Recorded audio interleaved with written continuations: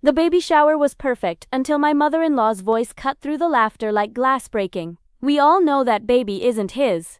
She said it to my husband's aunt, but loud enough for the entire backyard to hear. Loud enough for the silence to spread like spilled wine across white linen.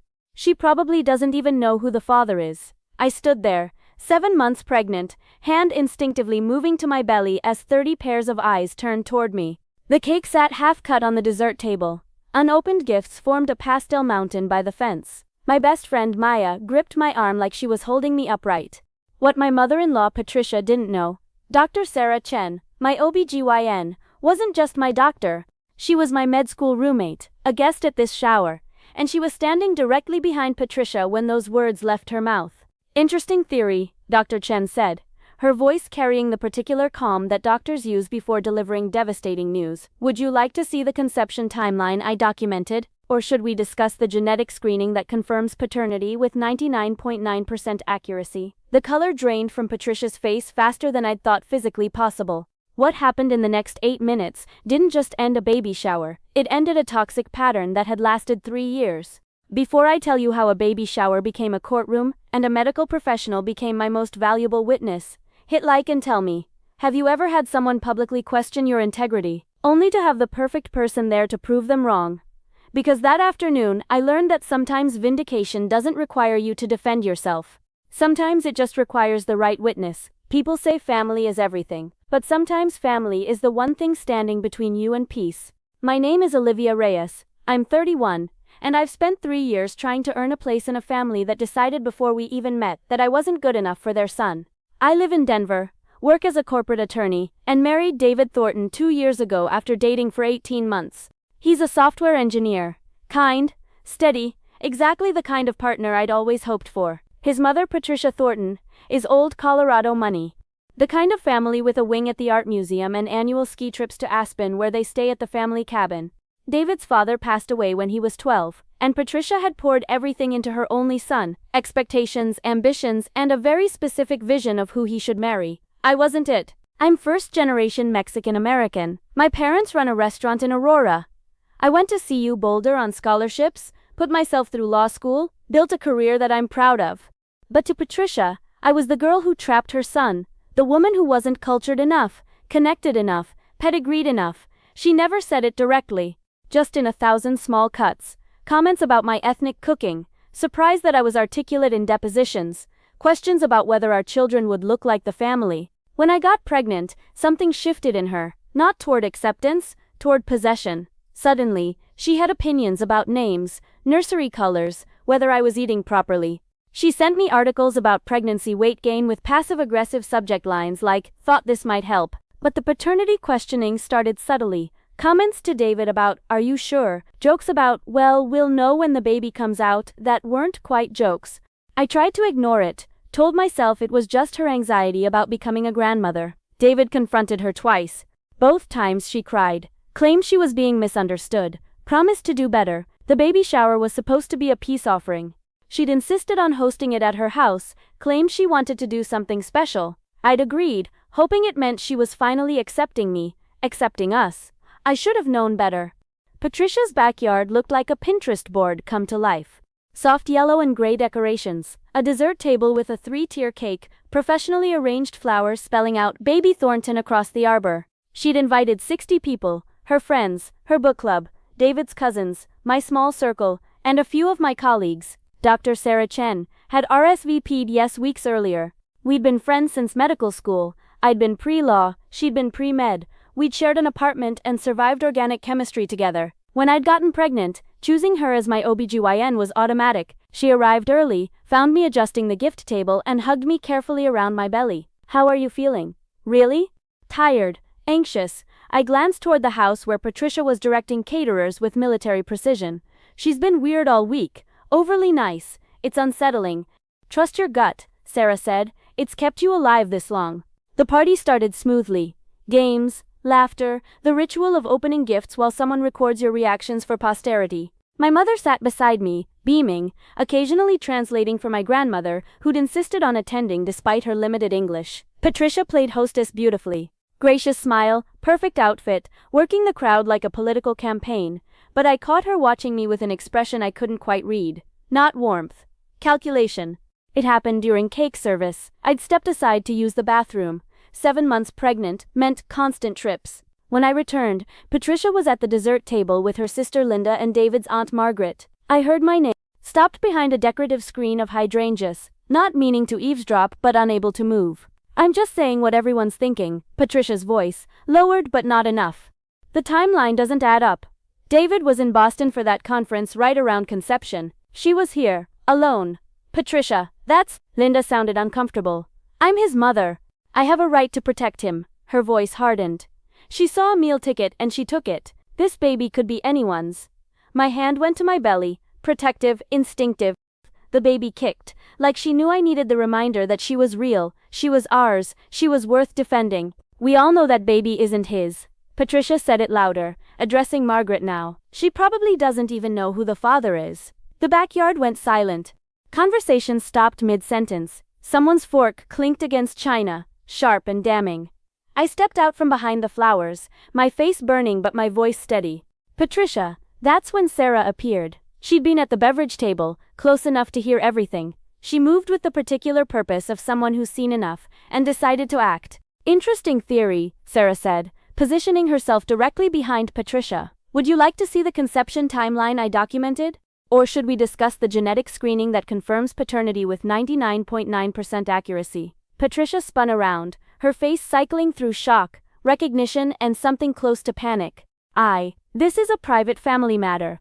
You just made it public, Sarah said calmly, in front of 60 witnesses, at a baby shower you're hosting, so let me make some things public too.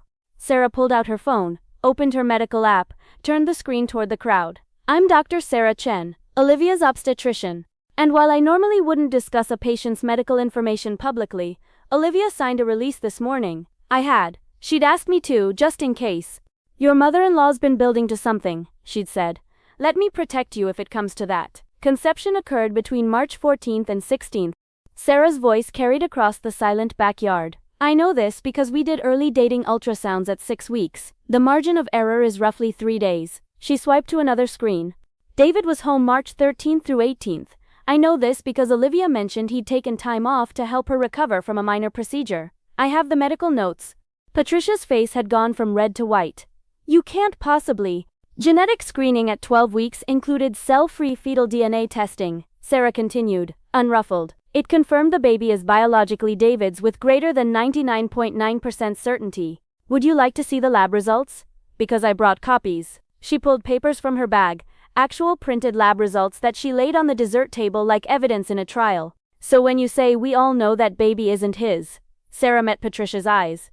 What you mean is you decided it isn't, despite having zero medical knowledge, zero access to facts, and apparently zero concern for publicly humiliating your pregnant daughter-in-law at a party you're hosting. The silence was oceanic. Patricia's voice shook, desperately trying to reclaim authority. It's your house, Sarah said mildly. You can ask us to leave, but you can't unring this bell. Everyone here heard what you said. And now everyone knows you were wrong. David appeared from inside the house, his face dark with an anger I'd rarely seen. What the hell is going on? Your mother, I said quietly, just told 60 people that I don't know who fathered our baby. He turned to Patricia. Tell me you didn't, David? People were asking questions. Her voice cracked, tears forming. The performance she always used when confronted. Stop. His voice cut through her excuses. I heard you from the kitchen. I heard every word. Patricia's tears intensified. I'm your mother. I'm just trying to protect you. From what? From my wife? From my child? He moved to stand beside me, his hand finding mine. You've questioned Olivia's character since the day we met. Her education, her background, her career, her family.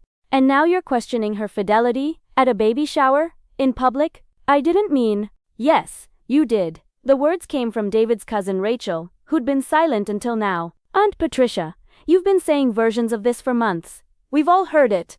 This was just the first time you said it loud enough to get caught. Other voices joined in, murmurs of agreement.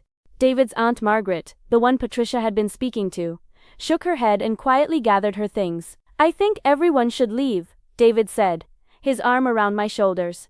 This party's over. People moved quickly, apologetically. My mother hugged me, whispering in Spanish that Patricia would regret this forever.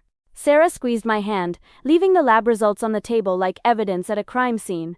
Within 20 minutes, the backyard was empty except for us, Patricia, and the ruins of her perfect party. I want you to apologize, David said to his mother. Right now. To Olivia. David, please, now, or you will never meet this baby. The threat hung there. Absolute and final. Patricia looked at me. Mascara streaked, her careful facade completely shattered. I'm sorry, she whispered. No, you're not, I said quietly. You're sorry you got caught. Sorry you were proven wrong in front of everyone. But you're not sorry you said it. You believe it. And that means we can't trust you around our daughter. Our daughter. Patricia's voice broke.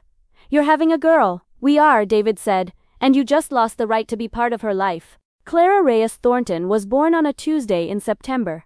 8 pounds 3 ounces, with David's eyes and my mother's chin and lungs that announced her presence to the entire maternity ward. Sarah delivered her, coaching me through 19 hours of labor with the same calm competence she'd shown at the baby shower. When they placed Clara on my chest, David crying beside me, Sarah whispered, "She looks exactly like her dad," just in case anyone was wondering. We sent birth announcements to everyone except Patricia. She called 47 times in the first week. David didn't answer. She sent gifts. We donated them. She sent letters. David read them, then filed them away without response. She wants to apologize, he said one night, Clara sleeping between us in her bassinet. She says she's in therapy, that she understands she was wrong. Do you believe her? I asked. He was quiet for a long time. I don't know. Maybe. But believing she's sorry and trusting her around our daughter are different things. What do you want to do? I want Clara to grow up knowing she's loved without conditions, he said. That her heritage, her family, her mother are sources of pride, not questions. If my mom can't offer that, then she doesn't get access. We met Patricia for coffee when Clara was 6 months old. Neutral territory, 1 hour, no promises. She'd aged in those months. Thinner, grayer, smaller somehow. She held photos of Clara that David had finally sent. Just photos, no visits. Like they were sacred relics. I was wrong, she said, no preamble. About everything. Your background, your character, the paternity. All of it. I let my fear of losing David turn into cruelty toward you. And I'm sorry. Why were you so convinced? I asked. What did I ever do to make you think I'd cheat? Nothing. She met my eyes. That's the worst part. You never did anything wrong. I wanted to find a reason you weren't good enough. Because if you weren't good enough, maybe he'd leave you. And I'd have him back. The honesty was startling, painful, real. I've been seeing a therapist, she continued, working on attachment, control, the way I made David my entire identity after his father died. None of that excuses what I did. But I wanted you to know I'm trying. Trying is good, David said carefully. But Clara's safety, emotional safety comes first. I understand. Patricia looked at the photos again. If you ever decide I've earned the chance to meet her, I'll be grateful. If you don't, I'll understand that too. We didn't make promises that day, but we didn't close the door completely either. If this story resonated, drop a comment. Where are you listening from? And have you ever had someone publicly question your character, only to be proven wrong in front of everyone? This is Calm Verdict Stories. I'm Olivia, and this is what happens when you build your family on truth, protect it with boundaries, and let the evidence speak louder than accusations. To every woman who's had her integrity questioned while growing life inside her, you don't owe anyone proof. But when proof arrives in the form of a friend with medical records, let it speak.